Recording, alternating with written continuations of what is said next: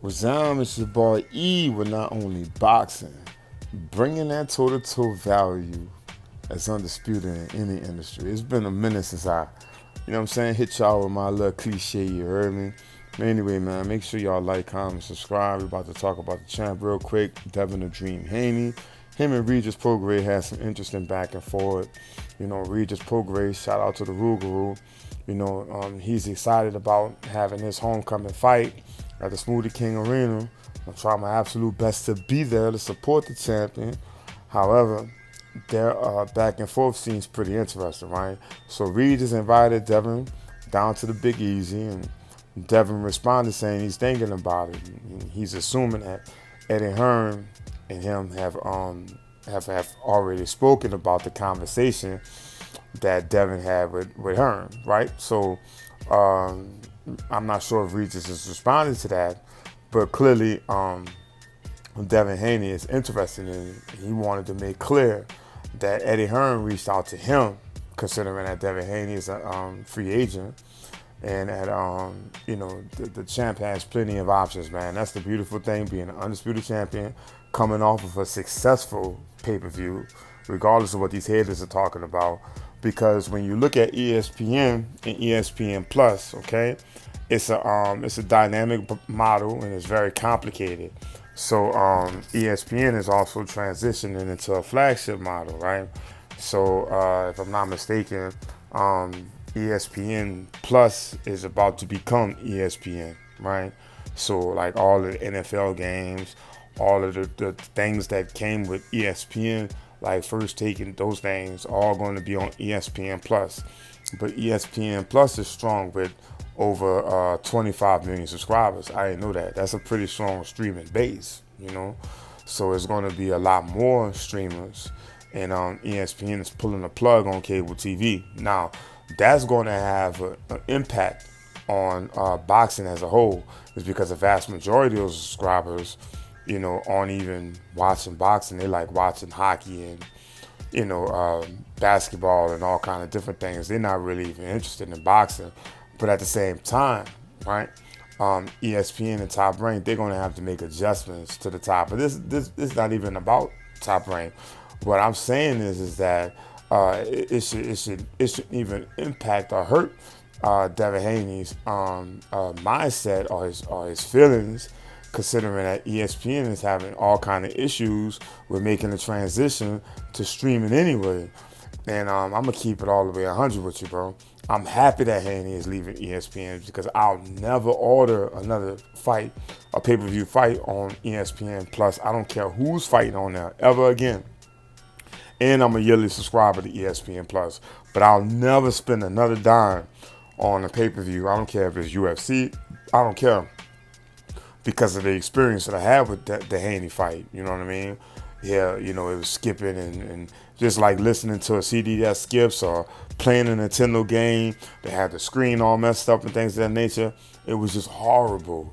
And then on top of that, it's just so possible for these people to crunch and screw those streaming numbers. You understand what I'm saying to you? Like Devin Haney's probably had a higher yield than 150 pay-per-view buys, but the people at ESPN, people at Top Rank, they could possibly play with the numbers. Now, I'm not trying to play conspirator or anything like that. What I'm saying to you is that it's possible. You understand what I'm saying to you? In the way that the service was having technical difficulties, I think that I think the pay-per-view buys are actually a lot higher than 150,000. Now, mind you, Terrence Crawford only had 5,000 pay-per-view buys. So when you're, comparing the two forces, Devin Haney had a quite successful run on ESPN. He got the undisputed titles, and on top of that, he's defended them twice.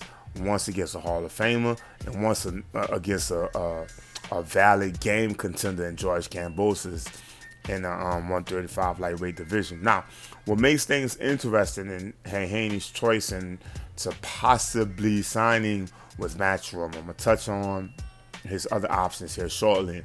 But Regis Prograis is really only valid option. And Eddie Hearn has come out and already said that Devin Haney is expensive. Now that's interesting. considering that he said that because he didn't say that Regis Prograis was expensive, but he's saying that Haney's expensive. So obviously the undisputed champion, he's coming with a pretty hefty price tag, and that money up front, he's demanding a big share of the pie. But it's really nobody over there. Anthony Joshua's over there, Canelo Alvarez is over there, but the people that's in that division, mainly that people would be attracted to seeing Devin Haney fight, is Regis Prograis. Other than him is what? Who else? Richardson Hitchens, however you say his name, excuse me. But he's a good fighter, but he's not ready for Devin Haney. And I don't see anybody else like Kid Callahan. I think he's like another super lightweight. But outside of Regis Prograis, it's really no other pick. So Hearn put on the table to lure Haney over to Matchroom. He put Regis Prograis on the table. And man, I tell you, bro, that'd be a sensational fight. In fact, that'd be a tougher challenge for Haney at 140 is against Regis Prograis being a champion too. And then that add more prestige to Devin Haney's championship run if he manages to beat Regis Prograis, who's been the biggest, baddest person at 140 for a very long time now, outside of Josh Taylor. With all things considered. Now I don't want to drag this thing out, but I was kind of hoping that that Haney would at least have some consideration with the PBC because he has way more options over them. Number one being, of course, is Gervonta Davis, right? But I think that Haney needs to not build his skill set, but he needs to build his clout up first because I don't know how that's going to happen. I don't know how that's going to play out. But it's just not looking good for Haney to be the A side in that situation, and Tank going to try to put a rehydration clause on him. Haney's not going to buy that. So that fight's probably never even going to happen, anytime soon. I will hope it happens soon. I will hope it doesn't be no stupid rehydration clause and stuff like that, considering that both sides are going to have to come to some kind of compromise.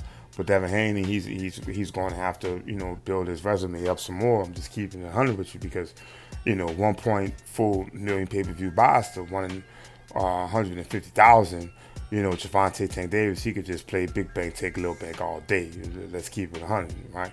But anyway, I just think that the PBC would be more favorable for Haney and Gervonta Davis to come to terms because, I think that Haney will at least have a title or clout to a title some way to get those sanctioning bodies involved where it won't be no stupid rehydration clauses. Tank won't be able to manipulate his way into rehydration clauses. You see what I'm saying? So the fight is more possible between Haney and Davis with Haney signing to the PBC. Now, they got some other great options for him at 140.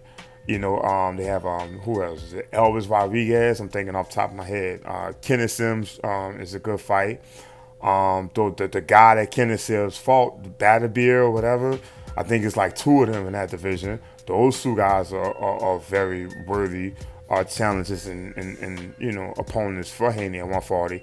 Then you got Rolly Romero at the WBA Super. So I just think that not only Rolly Romero but Subriel Matias as well. So I just think that 140 is the division to be is the division to be in at the PBC, if you ask me. You know what I mean? Now, if Haney goes to Matchroom, he has to fight Regis. He has no other choice than to fight Regis. If he goes to Matchroom and not fight Regis, then it's not going to look good on Haney. I'm just keeping it all the way 100 with you. I don't care what happens. He needs to fight Regis as soon as possible if he goes to Matchroom. But you go to PBC, you get a guy like Elvis Rodriguez, you get a guy like Kenneth Sims Jr., you would get those two guys under your belt, then go challenge Rolly. You could stay active. Now, people have their things and they swings and things about the PBC saying they shelving guys and everything like that. The PBC is the hottest management company on planet Earth right now. It's nothing bigger than the PBC right now. Y'all better get y'all mind right. PBC is the ESPN of boxing right now. Period. Point blank. Al Haymon got the game on lock. All that money that's in PBC right now, all the champions that's over there, the biggest week in boxing history is the last week of July, okay? And that's just getting the ball rolling, all right? is because you got Jamel Charlo, you got 2 Spence and Crawford fights on the bill for this year. And Gervonta Davis, I think that he's going to stay active, considering that he doesn't have to worry about prison time or anything like that. So it's wide open at the PBC, bro. And I think that the PBC is just a better fit for Haney, with all things considered. But whatever the champ do, I'm riding with him. If he chooses to go with Matchroom, of course I'm going to be looking forward to seeing him match with Regis Prograis. My early pick in that fight, I'm picking Devin Haney. I'm riding with Haney. Regis, he my dog. But you know what I'm saying? Like, that's a hard one, bro. That's a hard one, but I'm riding with Haney, dog. You did, because that's just my dude, you heard me? But anyway, man, let me know how y'all feel about it, Pete.